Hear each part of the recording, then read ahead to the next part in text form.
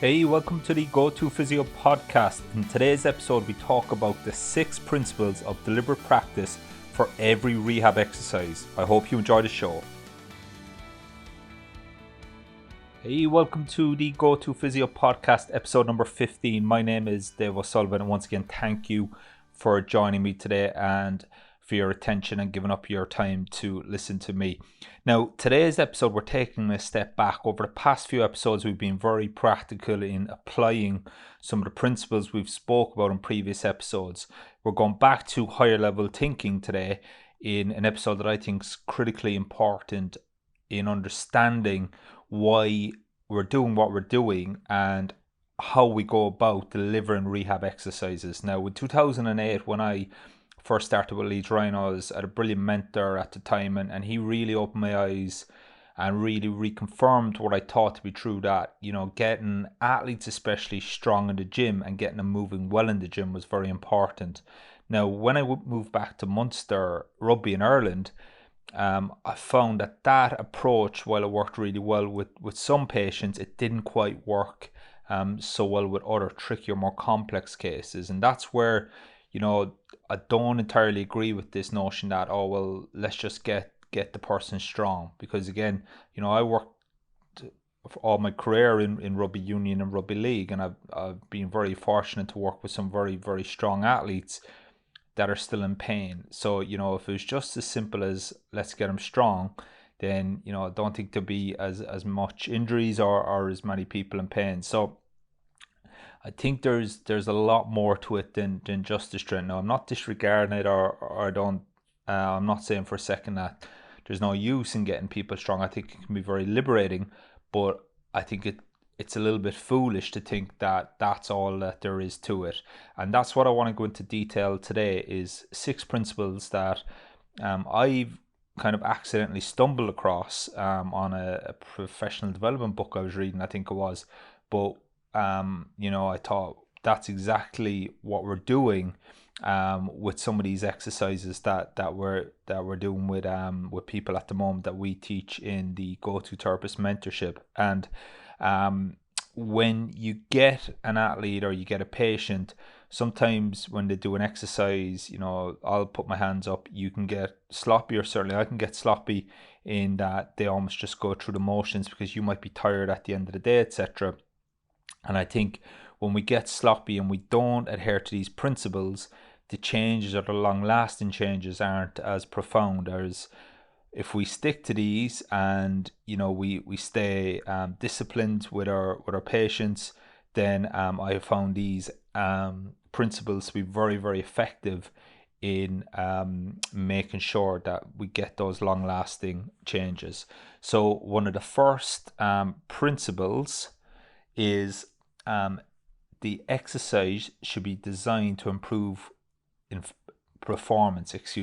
Okay, so the first principle is it should be designed to improve performance, and in brackets I've got here improving your objective marker, you're using, or what we talk about in the Go-To Therapist mentorship, is your key performance indicators.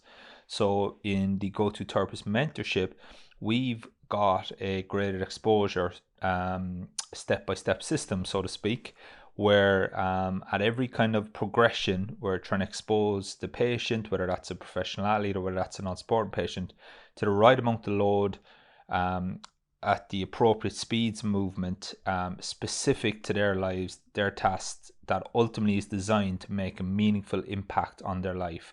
So the movements and the exercise choices that we use in the Go-To Therapist mentorship, it would fit along that graded exposure continuum, okay, and it's ultimately designed to improve their performance.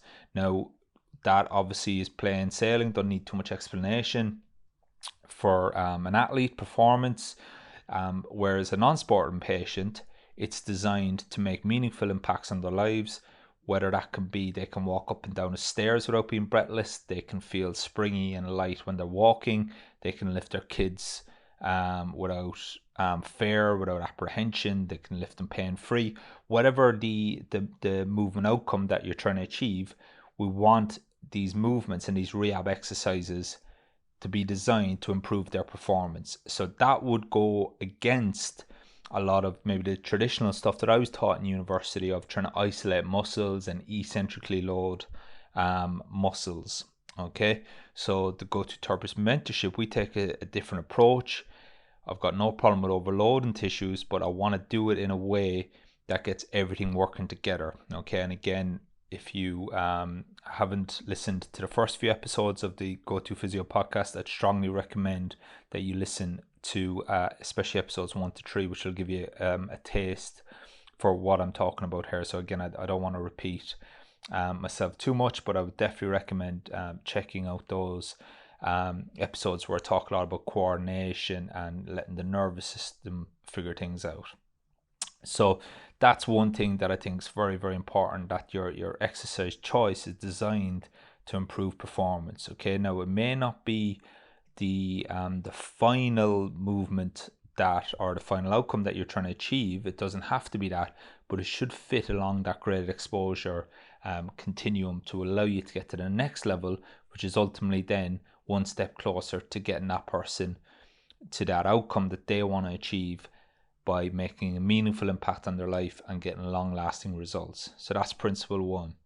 So what I'd like you to do now is just reflect on, some of the exercises that you're using on a day-to-day basis, and are those exercises designed to improve performance of that person's life in their everyday life, or are you trying to get that person and fit them into your exercise selection or your box of exercises that you use? Okay, and I think that's a very, very important point. Is I see a lot of therapists where they've got their kind of go-to exercises, so to speak, and they're trying to fit patients into these exercises, rather than what we teach in the Go-To-Therapist mentorship is, in the initial subjective assessment, is we want to find out and be crystal clear where the patient wants to get to, and then we design our graded exposure program specific to that person's needs. Okay, and again, that's very, very easy to do once you know how to do it. So then that brings us on to principle number 2, okay, which is it's repeated a lot. Okay, so the exercise choice is designed to improve performance, principle 1, and it's repeated a lot. Okay, and in brackets then, okay, on my return to play slide I'm looking at here, which I teach this in my return to play course as well, is this is about coordination rather than strength. And so it's not a case of 3 sets of 10 or 3 sets of 6 and we're done. It's repeated little and often throughout the day. Okay, and the nice thing about this is if it's repeated a lot is we can integrate this into the person's life style or into their actual environment. So if we can get exercises that are designed along that graded exposure continuum, then we shouldn't find it too hard to get the person to repeat these a lot throughout the day. Okay, so one of those examples would maybe where I'm trying to get a better co-contraction at the knee to help an Achilles, a knee, a low back, whatever it is, we might cue the patient to have specific intent through their foot. Okay, so every sit to stand, every time they get up off the toilet, the chair, etc., we might bring a conscious overriding of something that ultimately we want to happen subconsciously further down the line. Okay, so we can use a higher center approach to override what's happening down the lower levels by getting everything to work together with a bit of conscious thought. Now, sure, that's not ideal, okay, in session 6, 7, and 8, but in session 1 or 2, it may not be too bad. It might be appropriate because then we can get everything working together. We can decrease the pain experience, usually from my experience. We can get that person starting to get that better awareness of what they're trying to achieve. Okay, so again, we can get this movement into their lifestyle very, very easily. Okay, because again, at the end of the subjective assessment, the Go-To-Therapist, okay, that we teach in the Go-To-Therapist mentorship, will be able to have a clear outline of where that person wants to get to and what's the first step logically in that process to get them from where they are now to where they want to get to. Okay, so that's very, very powerful, having that clarity to design that treatment plan specific to the person. And if we can do that, then principles 1 and principles 2 are very, very easy to adhere to. So it's designed to improve performance and it's repeated a lot. Okay, The next principle number 3, is feedback on results is available. Hey, I hope you're enjoying today's show. For more clinical content and tips to help you implement this content in the real world, please visit thegotophysio.com for more information, including my 6-step patient adherence checklist, which you can download for free. And also there's more blog content that helps you implement this stuff in the real world. You'll also find links to my YouTube show, The Go-To Physio Show, as well as lots of more information to help you become the go-to therapist, helping real patients get real results in the real world. So again, what we mean by that is that we can use some simple awareness drills to ensure that the exercise is doing ultimately what it says on the tin. Okay, so again, the feedback for me with a lot of my core contraction exercises that I may use with the lower limb is what's happening at the knee. So again, if I want that person to use their proximal gastroid or distal hamstring with their quad, I want to co-contract the knee to allow the hip joint to do active work, then we might bring their attention to their knee while they're doing the exercise. If the knee starts to snap back, then they're getting very, very simple feedback there. So again, it's a very, very simple way to give that patient feedback when they're on their own. So again, we're not overloading them with things like you need to keep your knee over the second toe, you need to do this, you need to do that. We're just keep giving them a very, very simple thing that they can gauge whether they're doing these movements correctly, okay, or more efficiently. Okay, so again, I don't like that word correctly or corrective exercise or anything like that, but I like movement efficiency and trying to get a person to move with the least amount of energy expenditure possible. Okay, and that's where we do a lot of these exercises. We get the patient to go for a quick walk or just move around, and they'll often say to us, God, I feel lighter, okay, or I feel springier. And again, they haven't lost weight, they haven't done anything like that, but we're achieving more efficient movement. Okay, so that's principle number 3, simple feedback. Okay, we keep the cue simple, we don't over cue in the go-to therapist mentorship, we keep it very simple, and there's a very simple feedback whether they're maybe moving in a more efficient manner or not. Okay, and again, in some instances, pain is a good feedback indicator. Okay, now here's the big one, number 4. Okay, and this is something that we have to get a lot better at, and this is the one I was talking specifically where, you know, at the end of the day you might get a bit tired and you might you know, just go through the motion, so to speak. And again, I'm not judging, I've been there myself, you know, especially you know, when you're on tour or you're working with teams and stuff like that, they're long days, or you know, you're seeing your 10th, 11th, 12th patient of the day. And this is the one of the most important ones, is it's highly demanding mentally. Okay, so the exercises that we teach in Go-To Therapist mentorship, okay, they look very, very simple. Okay, you might see a clip of it on YouTube or a video and you go, oh, that's okay, you know, that don't look like anything special, but it's the attention to detail, okay, in these exercises, and truly understanding what we're trying to achieve with these exercises makes all the difference. And it can be just challenging that patient's basis support a little bit, understanding how to do that, changing their where the center of gravity is, all of these things in relation to their basis support, all of these things can make a massive difference, and it can literally be inches. And once you change that, you can start to see, and you put tissues under stress that may have that perceived threat present.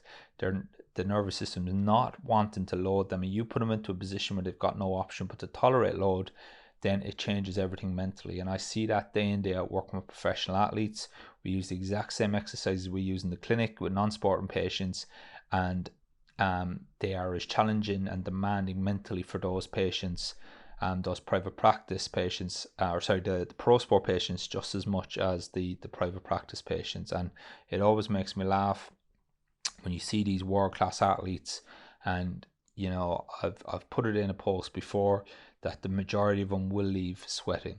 Okay, and again, that I'm not trying to make them get sick or anything like that, or I'm not trying to make them sweat, but it's an autonomic nervous system reaction. Okay, because we put them in a stressful situation, we get the autonomic nervous system engaged, and it changes everything. And that's where we might need only 4 or 5 reps, and we might have to just repeat that throughout the day, as opposed to doing 3 sets of 10 and you're done. Okay, so again, these movements, they're very, very challenging because there's a lot going on. We're not just going after a physical tissue. We're trying to show the nervous system that it's safe to tolerate load in tissues and in movements, that there may still be a perceived threat present. So we're trying to get through to the subconscious ultimately, and that can cause a whole load of reactions. Okay, whether it's the respiratory system, okay, whether it's your heart rate's going to change in reaction to that, your mind, okay, starts to get um a little bit involved. There's a whole host of things that happen. It's not just about getting a VMO to fire. Okay, and that's what we talk a lot about in the go to therapist mentorship, is putting people into these positions that are highly demanding mentally, and that's a big part of what we spend cleaning up in our actual go to therapist mentorship workshops that people come at the end of the mentorship. And then that ties into principle number 5, which is it's hard for the patient. Okay, so again, I've got a slide that I use quite a bit when I'm teaching, and the reactions that happen when someone's in rest and digest, the reactions that happens when someone's in fight or flight. Okay, we get a whole host of reactions, whether that's again the respiratory system, the musculoskeletal system, a whole host of different reactions, and we want that person to be gearing somewhere towards the right when they're in fight or flight. Okay, but we don't want it to be too far to the right where the person goes rigid and we're not getting the outcome that we want to achieve from that particular exercise or movement at that particular load exposure. Okay, similarly, I think I've said that right. Similar, we don't want it to be too far to the left where the person, it's not demanding mentally. They don't require a great deal of attention to do the movement, and they're just going through the motions. Because again, if they're doing that, then I'm pretty sure that there's not a lot of adaptation happening at the higher centers or along the chain, so to speak, in the nervous system. Okay, so we want it to be the appropriate dosage, we want it to be demanding mentally, and we want it to be hard for the patient. So 4 and 5 go together, but to get that kind of sweet spot, that's where we go into a lot of that in the go to therapist mentorship. And there is ways that you can see this in front of your eyes once you know where to look. Okay, and there's some big clues that patients do when they do that, and again, that could be an episode in itself. Okay, and then the final principle number 6, is it requires good goals to be able to do these to help towards getting to the ultimate outcome. Okay, so again, we require good goals to be able to do these movements to get the person to the ultimate outcome. So these movements, as I kind of alluded to and touched upon in principle 1, is these movements should be building in that graded exposure towards the ultimate outcome. Okay, so again, from a sit to stand, from a back pain point of view, the ultimate outcome for that patient is to be able to bend down, do gardening, stand up again without pain in their back, or bend down, lift their grandkids up. That's the ultimate outcome. The movement that we're doing first, that I maybe alluded to, okay, principle 1, of when they're getting up, having particular intent through a part of the foot, a particular conscious cue, is designed to improve their performance, to get them to that point where we can do all that subconsciously, that we don't have to think about the intent of the foot, that it happens because the nervous system finds value in doing the graded exposure program we've given them, and then that all happens subconsciously at the higher level loads and higher level speeds, or higher speeds of movement. So we need these good goals to be able to achieve to help us get to the ultimate outcome.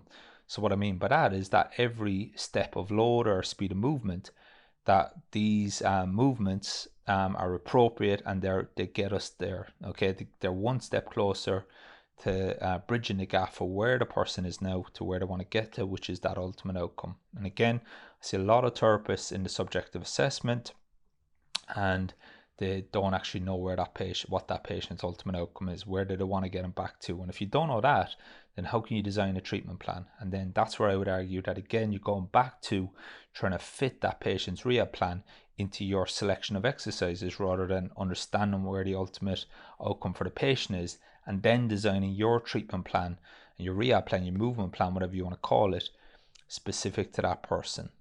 Okay, so very, very important. The 6 principles that we use for every rehab exercise, for every single rep, is principle 1 is designed to improve performance along that graded exposure spectrum. Principle 2, it's repeated a lot, so it's more about coordination than strength. Number 3, feedback on results is available immediately. Very, very simple. Okay, and again, not just subjectively how it feels, that they can actually see. Number 5, very important. Number 4, it's highly demanding mentally. Okay, and again, you're going to see a lot of autonomic nervous system reactions. Number 5, it's hard for the patient, and again, the 2 of those, if you can get 4 right, then 5 will be right, or you'll adhere to that too. And it requires good goals to be able to help us get towards that ultimate outcome for the patient. So they're the 6 things that every single exercise I'm looking for, okay, when we design an exercise. Okay, so do our movement plans adhere to those 6 principles, and if they do, then we are in a good place. Okay, so that's it for this week. Thank you for your attention. Slightly longer episode than how I have been recording over the last few weeks. Again, it's been tricky. My time's been a bit limited when I've been out in Japan for the Rugby Union World Cup. So thanks for bearing with me. And as I said, things will get back to normal over the coming weeks. So that's it for this week. For the accompanying blog post, if you're a person with or you're a person that wants to visualize this, or you like to read it, then head over to www.thegotophysio.com/blog. Have a look for the accompanying blog post to go with this podcast, and you will also be able to download my patient adherence checklist.